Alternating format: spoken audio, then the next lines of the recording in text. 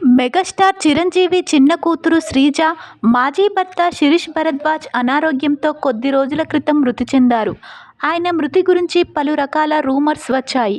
అయితే తాజాగా ఆమె అమ్మగారు పలు ఆసక్తికరమైన విషయాలను ఒక ఇంటర్వ్యూలో పంచుకున్నారు. భరద్వాజ్ లగ్స్ డ్యామేజ్ వల్ల చనిపోయారని, పచ్చని రూమర్స్లో నిజం లేదని ఆమె తెలిపారు. శిరీష్ భరద్వాజ్ ఆకస్మిక రికార్డ్ అరెస్టు వల్ల చనిపోయాడని ఆమె ఇలా తెలిపారు. కొన్నేళ్లుగా మేము హైదరాబాద్లోనే ఉంటున్నాం. చికిత్స కోసం శిరీష్ భరద్వాజ్ను జూబ్లీహిల్స్ అపోలో హాస్పిటల్లో చేర్పించాం. మే 13న భరద్వాజ్ పుట్టినరోజు ఉంది. సెలబ్రేషన్ చేసుకునేందుకు దుబాయ్ వెళ్లాడు. అక్కడ నుంచి వచ్చిన తర్వాత అనారోగ్యానికి గురి కావడం జరిగింది. దీంతో మే 17న అపోలో ఆసుపత్రిలో చేర్పించాం. సుమారు 30 రోజుల పాటు అక్కడ చికిత్స తీసుకుంటున్న క్రమంలో కార్డియాక్ అరెస్టు వల్ల జూన్ 19న మరణించాడు. కానీ కొన్ని మీడియా సంస్థలు భరద్వాజ్ మరణం గురించి తప్పుగా రాశారు. అందులో ఎలాంటి నిజం లేదు. 2007లో శ్రీజను శిరీష్ భరద్వాజ్ ప్రేమించి పెళ్లి చేసుకున్న సంగతి తెలిసిందే. పెద్దలకు తెలియకుండా జరిగిన ఈ వివాహం అప్పట్లో సంచలనం రేపింది. తాజాగా శ్రీజ గురించి భరద్వాజ్ అమ్మగారు ఇలా చెప్పారు.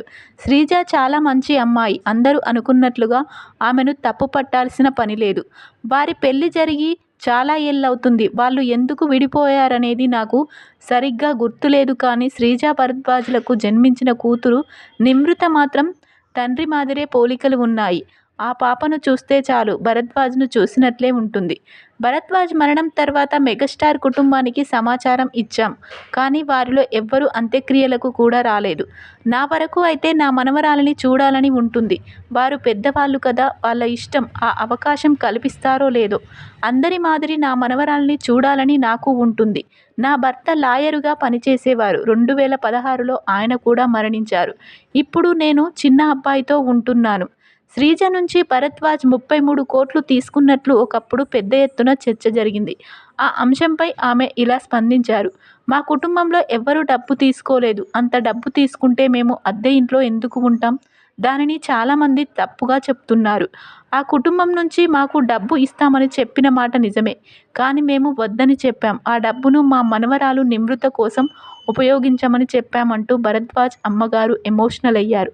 తెలంగాణ ఆర్టిస్టులో మేనేజర్గా పనిచేసి రిటైర్డ్ అయినట్లు ఆమె అన్నారు.